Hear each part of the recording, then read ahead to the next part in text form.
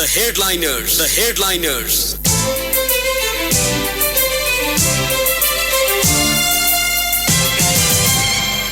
नमस्कार श्रोता, रेडियो कान्तिपुरको नियमित कार्यक्रम द हेडलाइनर्स लिएर आज म अनिल बोगटी उपस्थित भएको छु। समसामयिक विषयमा कुराकानी हुने यो कार्यक्रममा आज हामी नेपाली कंग्रेसको आगामी महाधिवेशनमा महामन्त्रीमा उम्मेदवारी दिने घोषणा गरेका नेता विश्वप्रकाश शर्मासँग कुराकानी गर्दैछौं।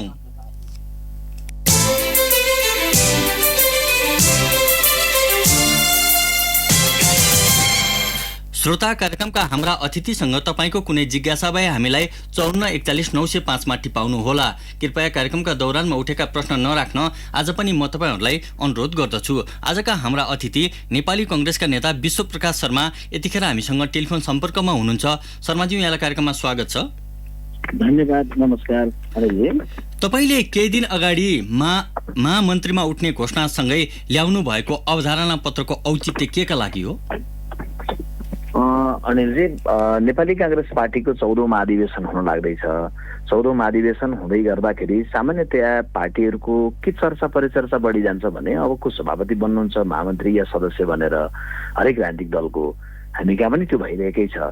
तर यो हुँदै गर्दाखेरि उम्मेदवार बनेर हामी अगाडि बढ्ने एउटा विषय हो, तर समाजको बढी सरोकार या हाम्रो जिम्मेवारी बढी के रहन्छ भन्दा दलको रूपान्तरणको विषय, समाजको रूपान्तरणसँग सम्बन्धित दृष्टिकोणको विषय, भौतिक प्रगतिको विषय अनि समग्रमा राजनीतिकै रूपान्तरणको विषय पर्दछ। त्यसकारण अहिले मैले भदौ 24 मा उम्मेदवारी घोषणा गरेर असोज 3 गते अवधारणा पत्र सार्वजनिक गर्दै गर्दा समग्र विषयमा गरेको छैन। राजनीतिमा परिवर्तन अहिलेको प्रधान आवश्यकता हो। हिजो राजनीतिक परिवर्तन भयो, ठूला परिवर्तन भयो, अब राजनीतिक परिवर्तनको चरण सक्यो। राजनीति भन्ने जुन मञ्च छ यसकै रूपान्तरण अब गरौँ। यसको रूपान्तरण गर्दा यसले समग्र क्षेत्रमा प्रभाव गर्छ भन्ने यसको सार हो। तपाईहरु युवा भनिएको नेताहरूले नेतृत्व हस्तान्तरणको मुद्दा उठाउँदा धेरैले के भन्ने गरेका थिए भने तपाईहरुको मुख खुबै चल्छ तर परिवर्तनको एजेन्डा छैन। यस्तै खालको दबावपछि अवधारणा पत्र ल्याउनु भएको हो? होइन, बिल्कुलै होइन। दबावको कुरो, सुझावको कुरो सबै ग्राह्य हुन्छ, स्वीकार्य हुन्छ। तर के हो भने एउटा राजनीतिक दल जो मुलुकको कहिले शासनमा छ, कहिले प्रतिपक्षमा छ, एउटा विषय हो। त्यो दल, जुन दल बीपी कोइरालाले परिकल्पना गर्नुभयो, प्रारम्भ गर्नुभयो र देशको लागि एउटा संकल्प र एउटा सपना राख्नुभयो, त्यो दलले महाधिवेशन गर्दै गर्दा आफ्नो सन्दर्भमा मात्रै सोचेर त पुग्दैन। नेपाली कांग्रेस पार्टीले त सिङ्गो समाजको लागि दूरगामी दृष्टिले सोच्नुपर्छ, अबको पुस्ताको लागि सोच्नुपर्छ। भनेपछि अहिले सडकमा हिँडिरहेको युवकको मनमा कहीँ विकर्षण छ भने के कारण विकर्षण छ भन्दा देशका प्रति आकर्षण छ, यो व्यवस्था ठिक छ भन्ने छ। तर यो अवस्था ठिक छैन भन्ने भयो। व्यवस्था ठिक छ, अवस्था परिवर्तन गरौँ भन्दै गर्दा अवस्था परिवर्तन गर्ने हो भने के हो त भन्दा राजनीतिमा परिवर्तन गरौँ भन्ने हो। त्यसकारण यो के हो भने हाम्रो जिम्मेवारीको विषय हो, जुन विषयलाई अहिले छलफल गरौँ न, बहस गरौँ न भनेर अनि यो विषयलाई चाहिँ प्रस्तावित गरेको हो। 2074 सालको निर्वाचनपछि कंग्रेसका कतिपय युवा नेताहरूले नेतृत्व हस्तान्तरणको मुद्दा उठाउँदा तपाईँ त्यसमा सहभागी हुनुभएको थिएन। तपाईँ कतै हराउनु भएको जस्तो थियो। अहिले अवधारणा पत्र लिएर आउनु भएको छ। यो महाधिवेशन केन्द्रित जस्तो लाग्दैन? अब यसो हो, नेपाली कांग्रेस पार्टीको महाधिवेशनको बेलामा नेपाली कांग्रेस पार्टीमा छलफल भएन, विचारको कुरो, नीतिको कुरो भएन भनेर पनि कोही बेला मिडियाबाट आइरहेको हुन्छ। अनि जब फेरि नीतिको कुरो, विचारको कुरो आउन थाल्यो, कसैले व्यक्तिले या संस्थाले ल्याउन थाल्यो, फेरि महाधिवेशन केन्द्रित भएन भन्ने प्रश्न आउन सक्छ। त्यसैले प्रश्न आउने कुरो एउटा विषय हो। तर नेपाली कांग्रेस पार्टीलाई हामीले चाहिँ नेपाली कांग्रेस पार्टीसँग रहेका युवासँग प्रश्न मात्रै छ भन्ने होइन। नेपाली कांग्रेस पार्टीभित्र रहेका युवाहरूसँग उत्तर पनि छ। एउटा राजनीतिक नेतृत्व समग्रमा के हुनुपर्छ भने प्रश्न उठाउने क्षमताको हुनुपर्छ, तर त्योभन्दा बढी उसँग उत्तरहरू हुनुपर्छ, उत्तर पस्किने हुनैपर्छ। त्यसकारण अहिले मैले प्रस्तुत गरेको अवधारणा जम्मा राजनैतिक परिवर्तनसम्म सम्बन्धित मात्रै छ। कांग्रेस रूपान्तरणसँग सम्बन्धित दृष्टिकोण अथवा अवधारणा के हुन सक्छन् भन्ने बारेमा मैले सार्वजनिक गर्न बाँकी नै छ, अन्य सन्दर्भमा पनि बाँकी नै छ। त्यसकारण यी सबै विषय त मजाले खुलेर आउनुपर्छ, हरेकले लिएर आउनुपर्छ। एउटा पार्टीको वडा तहको अथवा एउटा पार्टीको अब गाउँ नगरको अधिवेशन हुँदैछ 9 गते, जति जिल्लामा क्रियाशील टुङ्गिएको छ त्यहाँ 9 गते गाउँ नगर अधिवेशन हुँदैछ। त गाउँ नगर अधिवेशनमा सभापति बन्छु भन्दै गरेकोले म त्यो गाउँको संगठनलाई यसरी हाँक्छु भन्ने दृष्टिकोण लिएर आयो भने अलि अगाडि चाहिँ ल्याएनौ, अहिले अधिवेशनको मुखमा भन्ने कुरो हुन्न। त्यसकारणले के हो भने ल्याउनुपर्छ, छलफल गर्नुपर्छ, साथीभाइहरूको धारणा गाँच्नुपर्छ, सबैको अपनत्व गाँसेर साझा प्रकारको मनोविज्ञान बनाएर अगाडि बढ्नुपर्छ। अनिलजी, महाधिवेशनमा जानका लागि नेतृत्व गर्नका लागि व्यक्ति प्रधान हो कि विचार प्रधान हो? महाधिवेशनमा दुईटै कुरो हुन्छ। तपाईँको कसैले विचार राख्यो तर उसको पृष्ठभूमि के छ, विचार लेखेर प्रस्तुत गर्दै गर्दा बोल्दै गर्दाखेरि त्यो कतिको नैतिक धरातलमा उभिएको छ। माननीय विश्वप्रकाश शर्माले राजनीतिमा परिवर्तन हुनुपर्छ भन्यो भने मतर्फ फर्केर प्रश्न गरिने पर्ने विषय र मलाई पर्गेल्नु पर्ने विषय के हो भने पृष्ठभूमि चाहिँ के रह्यो त, उसले यी भनेका कुराहरू चाहिँ व्यवहारमा कतिको राख्यो त भन्ने। त्यसकारण विचारको कुरो प्रधान भइरहँदै गर्दा व्यक्ति त्यहाँ गौण हुँदैन, व्यक्ति चाहिँ त्यो विचार बमोजिमको छ कि छैन भन्ने हुन्छ। अनि जब व्यक्तिको कुरो आउँदै गर्दा व्यक्ति त यो चाहिँ राम्रै ढङ्गले अगाडि बढ्दै होला, सरल होला, असल होला, दृढ होला, खट्ने होला, भिड्ने होला, तर उसँग बुद्धि तत्त्व चाहिँ के छ त, विचारको कुरा के छ त भन्ने कुरो पनि हुन्छ। त्यसकारणले महाधिवेशनले चयन गर्ने व्यक्ति नै हो, तर व्यक्ति मात्रै होइन, विचार पनि हो। विचार नै हो तर विचार मात्रै होइन, व्यक्ति पनि हो। यो कुरालाई बिर्सिनु हुँदैन। तर नेपालको राजनीतिक दलहरूभित्र जुन महाधिवेशन हुन्छ, नेतृत्व चयनका लागि प्रतिस्पर्धा चल्छ, त्यहाँ विचारभन्दा व्यक्ति हावी भयो भन्ने टिप्पणी छ र यो कङ्ग्रेससँग पनि जोडिएको छ। निश्चय नै तपाईँले बिल्कुलै सही भन्नुभयो। 40 सालको परिवर्तन पछिका अझै पछिका आइपुग्दै गर्दा यो 2 दशक यताका अधिवेशनहरू हुँदै गर्दाखेरि अनिलजीले भन्नुभए जस्तै महाधिवेशनहरू हुन्छन्। नागरिकको अपेक्षा अथवा समयको माग, भिन्न भिन्न विषयहरूमा छलफल, गम्भीरता होस् भन्ने हुन्छ। तर बढी केमा गइरहेको हुन्छ भने म सभापति, म महामन्त्री, म सदस्य भन्ने भइरहेको हुन्छ। कम्तीमा एक पन्नाको अवधारणा या मेरै व्यक्तिगत जीवनको बारेमा खोजी गर्नुहोस् न त भनेर भन्ने खालको विषय कम आइरहेको हुन्छ। त्यसकारणले मैले भन्दै गर्दा पनि भन्ने गरेको छु कि अहिले सार्वजनिक गर्ने मैले क्रममा रहेको नेपाली कांग्रेसको रूपान्तरणसँग सम्बन्धित, दलहरूको रूपान्तरणसँग सम्बन्धित विषय, यद्यपि अहिले राजनीतिमा रूपान्तरणसँग सम्बन्धित विषयको मात्रै सार्वजनिक गरेको छ, त्यसैमा छलफल गर्दैछौँ। तर त्यहाँ एक लाइन चाहिँ त्यसभित्रको भनिराख्छु अब जो आउँदैछ त्यसबारेमा कि नीति अधिवेशन र नेतृत्व अधिवेशन फरक हुनुपर्छ। त्यो भइदियो भने के हुन्छ भन्दा नीति अधिवेशनमा केवल नीति कस्तो बन्ने, दृष्टिकोण कस्तो बन्ने, विचार के लिने भन्ने छलफल हुन्छ, को नेतृत्वको छलफल हुन्न। अनि जब नेतृत्व अधिवेशन हुन्छ त्यो बेलामा कुन नीति, के नीति, कसो नीति हुन्न, त्यो पारित भएको नीतिलाई कार्यान्वयन गरेर लिएर जान सक्ने क्षमता कसले राख्छ भनेर नेतृत्व अधिवेशनमा छलफल हुन्छ। त्यो भइदियो भने दलका प्रति आकर्षण पनि, दलहरूका प्रति आकर्षण पनि बढेर जान्छ। तपाईँले भनेको जस्तै सत्य के हो भने अहिले नेपाली कांग्रेस पार्टीको महाधिवेशन हुँदै गर्दा नीतिको पक्ष जति छ त्यो एउटा सानो कुरामा छ, सानो स्वरमा छ, तर बृहत्तर कुरा के छ भन्दा माथिदेखि तलसम्म के छ भने नेतृत्वमा को आउने भन्ने छ। त्यसकारण यसलाई चाहिँ छुट्याएर जान जरुरी छ। तपाईले अवधारणा पत्रमा भन्नुभएको छ हिजो राजनीतिक परिवर्तन, अब राजनीतिमा परिवर्तन। यसले त देखाउँछ अहिलेको राजनीति निकै नै बिग्रिसकेको छ, विकृति नै विकृतिले भरिएको छ। बिल्कुलै गलत, त्यो पनि गलत हो। कोही मानिसले बिहानै उठेर कपालभाती गर्न थाल्यो, योगा गर्न थाल्यो, मर्निङ वाक गर्न थाल्यो भनेपछि ऊ एकदमै रोगी रहेछ भन्ने व्याख्या त गर्नुहुन्न नि। किनभने कोही मानिस स्वस्थ छ, अझै स्वस्थ रहनको लागि उसले मर्निङ वाक गर्छ, योगाहरू गर्छ, हरियो सागपात खान्छ। स्वस्थ मान्छेले चाहिँ हरियो सागपात नखाने भन्ने हुन्छ र त्यसकारण के हो भने नेपाल राजनीतिमा परिवर्तन भनेको के हो भने राजनीति एकदमै विसङ्गति भयो त्यसकारण परिवर्तन भन्ने होइन। परिवर्तन यस्तो हो कि हरेक दिन परिवर्तनको लागि मानिसहरूको आकांक्षा हुन्छ। अहिले जति राजनीतिले प्रगति गरेको छ, राजनीतिक परिवर्तन हामीले बधाई दिनुपर्छ हामीभन्दा अघिल्लो पुस्तालाई या विश्वप्रकाशहरू समेत सामेल भएर प्राप्त भएको उपलब्धिलाई। देशमा हिंसा थियो, शान्तिमा गयो। देशमा संविधान विहीनता थियो, संविधानमा गयो। एकात्मक राज्य प्रणाली थियो, तपाईँको चाहिँ संघीयतामा गयो। हिजो राज संस्था थियो, गणतन्त्रमा गयो। हिजो हिंसा थियो, अहिले शान्ति भयो। यसले के गर्यो भन्दा राजनीतिक परिवर्तनलाई निश्चित गर्यो नि त, सुनिश्चित गर्यो। तर राजनीति आफैमा चाहिँ कति परिवर्तन भयो? एउटा सानो उदाहरणलाई भन्दै गर्दा एउटा मानिस डाक्टर छ, उसले धेरैको उपचार गर्छ गाउँमा, तर आफै चाहिँ अस्वस्थ छ भने उपचार गर्ने कि नगर्ने। त्यसकारण अहिले के हो भने राजनीतिमा परिवर्तन, अब राजनीति ठुला ठुला कति बेला लाग्छ कि अब यही प्रणालीमा पनि पुगेन, यो पनि परिवर्तन गरौँ, यसलाई जनमत सङ्ग्रहमा लैजाउँ, यसलाई कहाँ लैजाउँ, यो होइन। राजनीतिक रूपमा एउटा परिवर्तन सङ्घर्षबाट र संविधान सभाको वैधानिक प्रक्रियाबाट राजनीतिक परिवर्तन भएको छ। अब राजनीतिमा जति अहिले छ स्थिति त्योभन्दा सुदृढ बन्नुपर्छ, सुसंस्कृत बन्नुपर्छ, हार्दिक बन्नुपर्छ। आजै हेर्नु न, कान्तिपुर दैनिकमा तपाईँले पढ्नुभयो फ्रन्ट पेज हो भने भाषालाई लज्जित बनाउँदै शीर्ष नेता, मैले अघि पढेँ। मैले अघिल्लो अस्ति यो कांग्रेस राजनीतिमा रूपान्तरणको विषयमा राखेको छु, सहिष्णुताको विषय राखेको छु। सहिष्णुता गुम्दै गयो। सहिष्णुता चाहिँ घुमाउने, एउटाले अर्कोलाई स्वीकार गर्न नसक्ने बनाउने, अनि त्यो प्रकारको समाज बनाएर अनि राजनीति राम्रो भयो भन्नलाई लोकतन्त्र हामी भन्छौँ। तर लोकतन्त्रमा त लोकतान्त्रिक संस्कृतिले के भन्छ भने आफ्नो प्रतिस्पर्धीलाई पनि सहकार्यमा गाँछ भन्छ नि। प्रतिस्पर्धीलाई दुश्मनी सोचेर गाली गरेछ राजनीतिको डिक्सनरीबाट गाली हटाउनु पर्यो नि। राजनीतिमा परिवर्तनको विषय भन्दै गर्दाखेरि यो विषय उठाउनलाई जरुरी भएको हो। तपाईले चित्रण गर्नुभएको विषय अनि नेपालका राजनीतिक कर्मीहरूले सार्वजनिक रूपमा दिएका अभिव्यक्ति हेर्दा लाग्छ कि यति धेरै विकृत रूप र चरित्र बनाइसकेको राजनीतिलाई फेरि सकारात्मक छवि बनाउन सकिन्छ भन्ने आत्मविश्वास चाहिँ तपाईँलाई कहाँबाट आयो? अब यसो हो, हामी चाहिँ राजनीतिमा छौँ, हामीले राजनीतिलाई जटिलतालाई चिर्दै जानुपर्छ। राजनीति भनेको गाउँमा जाने, खट्ने, मेहनत गर्ने, सांसद बन्ने, मन्त्री बन्ने, प्रधानमन्त्री बन्ने यो मात्रै होइन। राजनीति भनेको एउटा राम्रो सिद्धान्त कोरिएको देशको संविधानको पुस्तक मात्रै होइन।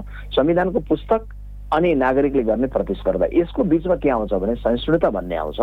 यदि तपाईँ लोकतन्त्र चाहिँ मान्नुहुन्छ, बिपी कोइरालाले के गर्नुभयो बगडेजी भने, बिपी कोइरालाले चाहिँ आफ्नो विपक्षमा लेख्नलाई, कमजोरी केलाएर लेख्नलाई मदन मणि दीक्षित जो वरिष्ठ एउटा व्यक्तित्व हुनुहुन्थ्यो, उहाँलाई बोलाएर उहाँको पत्रिकामा मेरो सरकारमा त्यसै 2/3 छ, मेरो विपक्षी कमजोर छ संसदमा, त्यसकारण मेरो कमजोरी कसले औँल्याइदिने, तपाईँले कमजोरी औँल्याएर लेखिदिनु पर्यो सरकारको, ताकि मैले त्यो कमजोरी पढेर सच्चिन सकौँ भनेर भन्ने नेताको देश हो यो। हामी त्यो कमजोरी औँल्याएर लेख भनेर भन्ने नेताको देशमा कसैले कमजोरी औँल्यायो भने त्यसलाई उल्टै हामी आलोचना गर्छौँ, कसैले प्रतिस्पर्धा गर्न खोज्यो भने दुश्मन बनाउन खोज्छौँ, दुश्मन सोच्न थाल्छौँ। त्यसकारणले वार्ड तहमा होस् या केन्द्रीय तहमा होस् सहिष्णुता कम हुन थाल्यो, प्रेम कम हुन थाल्यो। यो राजनीति सुन्दर हुँदैन हेर्दै, राजनीति विसङ्गत भन्छ। रेडियो मेरो सानो छोरीले, मेरो सानो छोराले टेलिभिजनमा चाहिँ बाबाले समाचार हेर्दै गर्दा, आमाले समाचार हेर्दै गर्दा, कुनै नेताले बोलेको देख्दै गर्दा छोरीलाई उता जाऊ भनेर त्यो नसुन भन्नुपर्ने अवस्था आयो भने, अथवा सुनेर उसमा गलत प्रभाव भयो भने त्यो त राम्रो भएन नि। कुनै पनि देशको प्रधानमन्त्रीले या भूतपूर्व प्रधानमन्त्रीले, प्रधानमन्त्री भइसकेको व्यक्तित्वले बोलेका अभिव्यक्तिहरू आजको कान्तिपुरको पहिलो पेजको समाचार मात्रै मैले जनकराज सापकोटाले लेख्नु भएको समाचार मात्रै देशभरिका कसैले सुन्नुभएकोलाई पढ्न आग्रह गर्छु र अपिल पनि गर्छु कि एउटाले अर्कोलाई गद्दार भन्ने, देशद्रोही भन्ने, लाज शरम पचेको मान्छे भन्ने, कसलाई घिउ नपचेको भनेर भन्ने, हरिया साँपहरू, कुहिएका फर्सीहरू, कुपात्र, तपाईँले भन्नुभयो नि यो पढ्नका लागि आग्रह गर्छु भनेर भन्नुभयो, पढ्नु चाहिँ पर्यो, त्यसबाट सिक्नु चाहिँ भएन, त्यही खालको भाषा शैली प्रयोग गर्न होइन? होइन, पढ्न चाहिँ भनेको यस्तो हो, तपाईँको चाहिँ गलत छ भनिएको छ भने त्यो गलत रिसर्च गरिएको हुन्छ नि, यो कुरो यहाँनिर गलत भएको छ भनेपछि गलत भएको कुरालाई रिसर्च गरेर कसैले लेख्यो भने त्यो पढ्नु भनेको त त्यसले दिने उज्यालो, त्यसले दिने सकारात्मक कुरो, त्यो नराम्रोलाई ग्रहण नगरौँ, नराम्रोलाई छोडौँ भन्ने कुरा हो नि त। त्यसकारण मैले चाहिँ मेरो दस्तावेजमा भन्दै गर्दाखेरि पनि सहिष्णुताको कुरा मैले जुन राखेँ, त्यो सहिष्णुताको कुरा भन्दै गर्दा मैले के भनेको छु भने सहिष्णुताको प्रश्न चाहिँ व्यक्तिको लोकतान्त्रिक चरित्रलाई परीक्षण गर्ने विधि हो। एउटा मानिस चाहिँ म राजनीतिज्ञ हुँ भन्दै गर्दा उसले सबै सहनुपर्छ, सहने क्षमता हुनुपर्छ, सुन्ने क्षमता हुनुपर्छ बोल्ने भन्दा बढी। तर सँगैमा के हो भने ऊ चाहिँ लोकतान्त्रिक हो कि होइन त भन्दा उसले गरेको आलोचनालाई हार्दिकतापूर्वक लिन्छ कि लिँदैन त, आलोचनालाई चाहिँ ग्रहण गर्छ कि गर्दैन त, गर्दैन र ऊ चाहिँ त्यसमा चाहिँ के भन्दा नकारात्मक मात्रै बन्छ भने ऊ कति लोकतान्त्रिक हो? लोकतन्त्रवादी हुनु एउटा कुरा हो अनिलजी, लोकतन्त्रवादी हुनु र लोकतान्त्रिक हुनुमा फरक छ। डेमोक्रेटिक हुनु चाहिँ प्रधान कुरो हो नि त, डेमोक्रेट्स त जो पनि हुन्छ नि त। त्यसैले अहिले हाम्रोमा के भयो भने हामी सबै डेमोक्रेट्स भयौँ, डेमोक्रेटिक कम भयौँ, विश्वप्रकाश होस् या अरू नेताहरू। त्यसैले हाम्रोमा डेमोक्रेटिक कल्चर बढाउनु भनेको चाहिँ सहिष्णुताको संस्कृति बढाउनु हो। त्यसकारण राजनीतिमा चाहिँ कसैले कसैलाई आलोचना नगर्ने भन्ने होइन, आलोचना गरौँ, जमेर आलोचना गरौँ, तर के गरौँ भन्दा सुसंस्कृत भएर गरौँ, गाली नगरौँ न, गाली नगरौँ। त्यसकारणले अहिले चाहिँ मैले चाहिँ दस्तावेज मार्फत पनि अपिल गरेको के हो भने हामीले गाली गर्दै गर्दाखेरि पर रहेको एउटा युवकले किन राजनीतिलाई प्रेम गर्ने त, पछिल्लो पुस्तालाई के प्रभाव पर्ने त, मेरो देशको पूर्व प्रधानमन्त्री भनेर हेर्दै गर्दाखेरि ऊ आकर्षित हुने कि विकर्षित हुने त भन्ने कारणले राजनीतिमा परिवर्तनको विषयलाई उठाएको हो। तपाईँले अर्को एउटा विषय पनि उठाउनु भएको छ, सुशासन, पारदर्शिता र सदाचारलाई परिवर्तित राजनीतिको मूल संस्कार बनाउने भन्नुभएको छ। कतै तपाईँ एउटा सोरै कल्पना वा दिवा सपना त देखिरहनु भएको छैन नेपालको अहिलेको अवस्थामा? अब राजनीतिमा खराबी भयो अथवा चाहिँ देशमा सुशासन भएन, पारदर्शिता पनि भएन, अनि सदाचार पनि भएन, भ्रष्टाचार पनि भयो भनेर भनिरहेपछि यो प्रश्न भयो, यो समस्या भयो। उत्तर के त? भन्दा हामी पारदर्शिता चाहन्छौँ, हामी सुशासन चाहन्छौँ, हामी सदाचार चाहन्छौँ भन्दा यो देशले राणा शासन अन्त्य गर्न सक्छ, भ्रष्टाचार अन्त्य गर्न किन सक्दैन? आज मैले तपाईँको चाहिँ रेडियोबाट लोकप्रिय एउटा रेडियो कार्यक्रम कान्तिपुर रेडियोको तपाईँको द हेडलाइनर्स मार्फत बोल्दै गर्दाखेरि हरेक क्रान्तिकर्मीलाई मैले सोधेँ भने यो देश राणा शासन अन्त्य गर्न सक्छ, भ्रष्टाचार अन्त्य गर्न किन सक्दैन? यो देश हिंसालाई अन्त्य गरेर शान्ति स्थापना गर्न सक्छ भने सदाचार स्थापना गर्न किन सक्दैन? स्वेर कल्पना नै सोच्ने त होइन। अबको युद्ध भ्रष्टाचार विरुद्ध भन्ने मनोविज्ञान नागरिकता पङ्क्तिमा जे बनिरहेछ, राजनीतिले त्यसलाई नेतृत्व गरेर त्यसलाई निराकरण गर्नतर्फ लाग्नु पर्यो। राजनीतिक कर्मीको पनि गोजीमा कात्रो त हुँदैन नि त, कात्रोमा त गोजी हुँदैन नि त। त्यसकारण मरेर जाँदै गर्दा त राजनीतिक कर्मी या व्यवसायी हरेकले चाहिँ के भन्दा छोडेरै जान्छ नि त। आखिर एउटा आध्यात्मिक मनोविज्ञानका साथ पनि समाजलाई हेरेर रूपान्तरणको सङ्कल्प नगर्ने हो र त्यसलाई स्वेर कल्पना मात्रै भन्न थाल्यो भने त कल्पनै नहुने भयो नि त, बिग्री मात्रै रहने भयो नि त। त्यसकारणले के हो भन्दाखेरि भने सुन्दर समाजको परिकल्पना गर्नुपर्छ र त्यसका लागि कानुनी कुरा, प्रशासनिक कुरा, नैतिक कुरा यी समग्र विषयमा नेतृत्व गर्नुपर्छ, राजनीतिले नेतृत्व गर्नुपर्छ। विश्व प्रकाशले या अर्को प्रकाशले कुरो होइन, समग्रमा राजनीतिले राजनीतिको रूपान्तरण गर्दा राजनीतिमा रूपान्तरण गर्ने कुरालाई प्रधान कुरा बनाउनुपर्छ। तपाईँले भन्नुभएको सुशासन छैन, पारदर्शिता छैन, सदाचार कम भएको छ, त्यसकारण यसमा चाहिँ परिवर्तन ल्याउन सकिन्छ भन्ने आत्मविश्वास तपाईँको कुरा सुन्दा लाग्छ।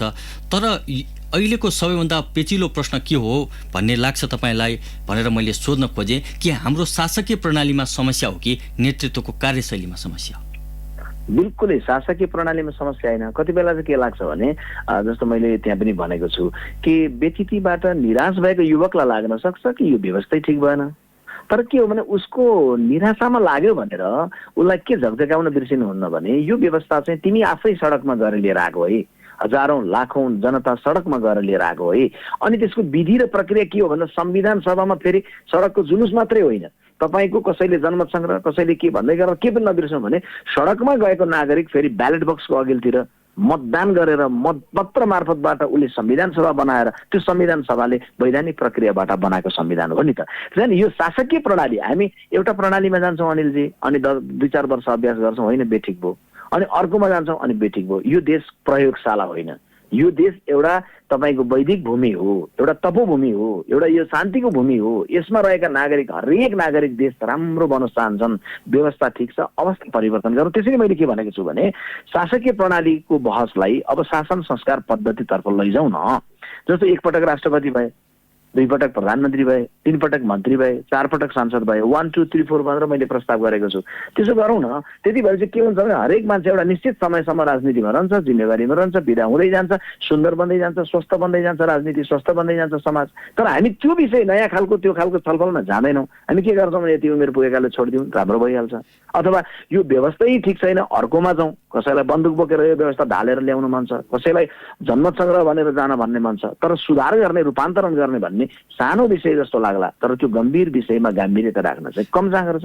विश्व प्रकाश शर्माज्यू, पदमा अकण्टक बस्ने बानी परेका नेताहरूको दबदबा भएको मुलुकमा 1 पटक राष्ट्रपति, 2 पटक प्रधानमन्त्री, 3 पटक मन्त्री भन्ने यस्तो प्रस्तावले काम गर्छ जस्तो लाग्छ तपाईँलाई? होइन, यस्तो हो नि त, राणा शासन भएको बेलामा त्यो राणाको बन्दुकैले शासन गरिरहेको बेलामा राणा शासन ढालेर अनि त्यस पछाडि चाहिँ स्वतन्त्रता ल्याउँ भन्ने कुरो सजिलो थियो होला भन्ने लाग्यो होला र त्यस बेला बिपीहरूलाई। त्यस बेला त के हो भने बन्दुकको यत्रो शासन छ, दबदबा छ, बन्दुकको राणाको शासन विरुद्ध बोल्नलाई फाँसी दिइएको छ, 4 पाटा मोडेर 4 भन्ज्याङ कटाइएको छ भन्ने खालको भएको बेलामा यदि राजनैतिक परिवर्तनको लागि बिपीहरूले सङ्घ घोषणा गरेको भए हाम्रो देश त समय लाग्थ्यो नि त अझै। तर के भन्दाखेरि भने त्यो राजनीतिक परिवर्तन बिपीहरूले गर्नुभयो, गणेश मानजीहरूले गर्नुभयो, सुशील कोइरालाको नेतृत्वमा सम्म आइपुग्दै गर्दा के भयो भन्दा तपाईँको संविधान बन्यो। शेरबहादुर देउवाले नेतृत्व गरिरहँदै गर्दा त्यो संविधानको कार्यान्वयन गर्ने गरी तपाईँको 3 तहको निर्वाचन हो र मुलुकले एउटा मार्ग प्राप्त गर्यो। अब पनि हामी राजनीतिक परिवर्तनै हो त, होइन नि त। राजनीतिक परिवर्तनको च्याप्टर अब क्लोज गरेर त्यो राजनीतिक परिवर्तनबाट भएको संविधानमा मधेसी समुदायले उठाएको, दलितले, जनजातिले, महिलाले, थारूले उठाएका विषयलाई समाविष्ट गरौँ, त्यो संविधानलाई थप अपनत्व गाँसौँ, पुग्यो। संविधानमा परिवर्तन होइन, संविधानको निश्चित धारामा परिवर्तन हो। संविधान पुरै पुनर्लेखन होइन, केही धाराहरूको चाहिँ व्यवस्थापन हो, त्यो गरौँ। राजनीतिक प्रक्रिया यति हो। त्यस पछाडि अब गर्ने के हो भन्दा राजनीतिक मान्छे बदलिनु पर्यो। हामी देश बदल्ने भन्ने, अनि त्यसपछि संविधान पनि बदल्ने, अनि हामी राजनीतिक कर्मी नबदलिने, हामी राजनीतिकर्मी पुरानै शैलीको रहिरहने, पुरानै ढर्राको रहिरहने। त्यस कारणले गर्दाखेरि अहिले हामीले तपाईँले यति वर्ष बसिरहेको भन्ने प्रवृत्ति भनेको बेलामा मेरो पुस्तालाई भनेको विश्वप्रकाश शर्माको पुस्ता या विश्वप्रकाश शर्मा पछि आउनेले के पालना गर्छौँ भने अब राष्ट्रपति भइयो भने एकपटक शपथ ग्रहण हुन्छ, 2 पटक हुँदैन। प्रधानमन्त्री भइयो भने 2 पटक शपथ ग्रहण हुन्छ, तेस्रो पटक हुँदैन। त मन्त्री 3 पटक होला, सांसद 4 पटक होला। 4 पटक सांसद बन्दै गर्दा एउटा चाहिँ कोही राजनीतिकर्मी 3 पटक मन्त्री बन्नुहुन्छ, ठिक छ त। 2 पटक प्रधानमन्त्री बन्न सक्नुहुन्छ, ठिक छ त। 1 पटक राष्ट्रपति बन्नुहुन्छ, ठिक छ त। तर 4 पटक जम्मा सांसद भनेपछि 20 वर्षको अवधि पार्लियामेन्टमा पुगेपछि बिदा भनेपछि तपाईँले कसैलाई यो उमेरमा छोड पनि भन्नु पर्दैन, नयाँ मान्छे आएन पनि भन्नु पर्दैन, ताजा स्वस्थ फ्रेस अनुहार आएन पनि भन्नु पर्दैन। 20 देखि 20 वर्षभित्रमा पार्लियामेन्ट कसैको पनि जीवनको 20 वर्ष सृजनशील ढङ्गले उसले चाहिँ पार्लियामेन्टमा गएर लगानी गर्न चाहन्छ, ठिक छ। तपाईँलाई चाहिँ सांसद हुने हुटुटी कतिको चलेको छ? होइन, यो त त्यस्तो हुटुटी चल्ने भन्ने विषय नै भएन नि। मैले त के भने कुनै पनि जिम्मेवारी लिँदै गर्दाखेरि मलाई कसैले पनि फर्केर मैले ल्याएको दस्तावेजको जगमा उभिएर तिमीले चाहिँ यो राजनीतिमा परिवर्तन भनेर भनेको विषय मध्येमा तिमीले चाहिँ कुनै जिम्मेवारी लिँदा कति समय चलायौ, भनेको भन्दा बढी समय फलानु पद चलाएछौ भनेर मलाई भन्न सक्ने अवस्था सायद छैन। र मैले चाहिँ जिम्मेवारीमा जाँदै गर्दाखेरि कुनै प्रतिस्पर्धामा जाने भन्दै गर्दा संसदीय प्रतिस्पर्धा गरेकै हो, जनताको बीचबाट अनुमोदित नभएकै हो। नभइसके पछाडि जनताले मतदान दिएर मलाई भन्दा अर्को साथीलाई बढी मत दिएपछि सबैले देख्दै मतगणना स्थलमै परबाट कसैलाई फुल टिप्न लगाएर ल्याएर ती मतगणना स्थलमा फुलको माला उनेर आफ्नो प्रतिस्पर्धीको गलामा पहिराएर यो जित तपाईँको जित, अब हामी सबैको जित हो, यो जनताले लगाइदिएको माला, मैले लगाइदिएको माला ओइलेर जाला, जनताले दिएको विश्वासको माला ओइलिन नदिनु होला भनेर भनेकै हो। किन के हो भन्दाखेरि भने तपाईँ कुनै पनि पदमा आउने भन्ने हुटुटीको कुरो होइन। तत्कालीन बेलामा आफ्नो योग्यताले क्षमताले म यो हाँक्न सक्छु भन्दै गर्दा एउटा व्यक्तिले दावा गर्ने विषय हो। दोस्रो कुरो मतदाताले दिने मताधिकारको कुरो हो। त्यस पछाडि त्यो मताधिकारबाट तपाईँले प्राप्त गर्नुभयो, तपाईँ अघि बढ्नुहोस्, तपाईँले प्राप्त गर्नु भएन तपाईँ पछि लाग्नुहोस्। यो लोकतान्त्रिक संस्कृति चाहिँ हाम्रो जीवनमा, हाम्रो परिवारमा, हाम्रो जीवनशैलीमा जरुरी छ। शर्माज्यू, तपाईँलाई हामीले केही बेर रोक्नुपर्ने बेला भएको छ। हामी व्यापारिक विश्राम लिन्छौँ। विश्रामपछि श्रोताका प्रश्नहरू लिएर आउनेछौँ। तबसम्म टेलिफोन सम्पर्कमै रहिदिनु न, म तपाईँलाई अनुरोध गर्दछु। ब्रेकपछि स्वागत छ श्रोता। आज हामी कार्यक्रममा नेपाली कांग्रेसको आगामी महाधिवेशनमा महामन्त्रीमा उम्मेदवारी दिने घोषणा गरेका नेता विश्वप्रकाश शर्मासँग कुराकानी गरिरहेका छौँ। शर्माज्यू, यहाँलाई मैले ब्रेकपछि फेरि पनि स्वागत गरेँ। धन्यवाद अनिलजी। अब मैले श्रोताका प्रश्नतर्फ लैजाँदैछु तपाईँलाई। बुटोलबाट विवेक पन्थी सोध्नुहुन्छ, परिवर्तनको कुरा गर्ने तपाईँहरू अबको चुनाव चाहिँ कसको पक्ष वा गुटबाट उठ्ने? अब नेपाली कांग्रेस पार्टीभित्र विवेकजी व्यक्तिले उम्मेदवारी दिने विषय र व्यक्तिले उम्मेदवारी दिइसकेपछि त्यो उम्मेदवारहरूको बीचमा समन्वय भएर जसले सभापतित्व म ग्रहण गर्न चाहन्छु भन्नुहुन्छ कुनै पनि दलभित्र, मैले सभापति भइसकेपछि यो टिम मैले बनाउनु उचित हुन्छ, यो टिमसँग सहकार्य गर्नु उचित हुन्छ भन्ने ढङ्गले बनाउने प्रचलन लोकतान्त्रिक दलहरूमा हुन्छ। र तर अहिले भर्खरै मैले मेरो महामन्त्री पदको उम्मेदवारी मात्रै घोषणा गरेको छु। त्यो प्रकारको चाहिँ टिम भन्ने संरचनाको विषय बनिसकेको विषय होइन र चाहिँ त्यो बन्दैन भन्ने कुराको पनि विषयमा म भन्न चाहन्न। त्यो चाहिँ एक आपसमा भर गरेर एक आपसमा सँगसँगै सहकार्य गरौँ भन्ने खालको टिम बन्न सक्छ। अहिले त्यो विषयमा प्रवेश भइसकेको छैन। मोरङबाट चुडामणि भट्टराई सोध्नुहुन्छ, गगन थापा लगायत युवा नेताहरूसँग सहमति गरेर किन उम्मेदवारी नदिनु भएको? तपाईँहरू त आफै प्रतिस्पर्धा गर्न लाग्नुभयो नि भन्ने आशयको प्रश्न राख्नुहुन्छ। चुडामणिजी, अब लोकतन्त्र भनेकै के हो भने प्रतिस्पर्धा हो नि त। प्रतिस्पर्धा भनिरहँदै गर्दाखेरि तपाईँको चाहिँ प्रतिस्पर्धा भएन, किन प्रतिस्पर्धा भएन, एकलौटी भयो भन्ने फेरि वाक्य आउँछ होइन। जब प्रतिस्पर्धा भयो अनि फेरि किन मिलेर नगरेको भन्ने आउँछ। त्यसकारण अहिले नेपाली कांग्रेस पार्टीको चाहिँ 2वटा महामन्त्री, 2वटा उपसभापति, 8वटा सहमहामन्त्री हुने व्यवस्था छ। त्यसकारण एउटाको अर्कोसँग प्रतिस्पर्धा पनि हुन्छ, एउटाले अर्कोलाई प्रतिस्पर्धी नसोचेर त्यहाँनिर धेरै साथीहरू विजयी बन्ने खालको चित्र पनि हुन्छ। त्यसैले गर्दा हामी नमिल्ने या मिल्ने भन्ने कुरा भन्दा पनि प्रतिस्पर्धा र सहकार्य भन्ने कुरालाई चाहिँ सोच्न जरुरी छ। पोखराबाट राजेन्द्र पराजुली सोध्नुहुन्छ, अघिल्लो महाधिवेशनबाट बल्ल केन्द्रीय सदस्य हुनुभयो, यो पटक महामन्त्री हुन्छु भन्ने कतिको विश्वास लागेको छ? अब राजेन्द्रजी, अघिल्लो महाधिवेशनबाट म केन्द्रीय सदस्य भएँ, त्यसपछि पार्टीको प्रवक्ता भएँ। प्रधान कुरो चाहिँ केन्द्रीय कार्य समितिमा तपाईँले भने जस्तै अलि अगाडिदेखि आएका साथीहरूले सभापतिसम्मैको तयारी गरेको भए राम्रो हुन्थ्यो होला भन्ने खालको हुन्छ। मलाई पनि कोही बेला चाहिँ पहिलो पद चाहिँ किन तपाईँहरू छोड्नेतर्फ लाग्ने भन्नुहुन्छ। पहिलोपटक केन्द्रीय सदस्य भएर त्यही भएकै समयमा प्रवक्ता भइसकेर काम गर्दै गरेपछि मेरो लागि उपयुक्त स्थान महामन्त्री हो र नेविसाको अध्यक्ष भएर व्यवस्थापन जे गरेँ होला त्यो व्यवस्थापकीय अनुभव, प्रवक्ता भएर मैले प्रचारात्मक कुरालाई सम्हाल्नलाई चाहिँ अलिकति थोरै ज्ञान हासिल गरेर एउटा त्यो अनुभव, अनि कतिपय सवालमा विचार निर्माण गरेर जान सकिने कुराहरूमा अलिकति थोरै मेहनत गर्न खोजेको छु भनेपछि यो तीनवटा कुरालाई गाँसेर महामन्त्री पदको लागि अहिले उपयुक्त हुन्छ भन्ने बुझाइ छ। त्यही बमोजिम अगाडि बढ्दैछु। शर्माज्यू, आजका लागि निर्धारित समय सकिएको छ। हामीलाई समय दिनुभयो, यहाँलाई धेरै धेरै धन्यवाद। हवस्, तपाईँलाई धेरै धेरै धन्यवाद अनिलजी। तपाईँसँगै सबै आदरणीय श्रोताहरूलाई धन्यवाद। जय नेपाल। श्रोता, भोलि हामी नयाँ विषयवस्तुमा सम्बन्धित अतिथिसँगको कुराकानी लिएर आउने नै छौँ। तबसम्मका लागि न्युज डेस्कका सम्पूर्ण सहकर्मी प्राविधिक मित्र दीपक सापकोटा र रवि श्रेष्ठ अनि म अनिल बोगटीलाई आज्ञा दिनुहोस्। नमस्ते।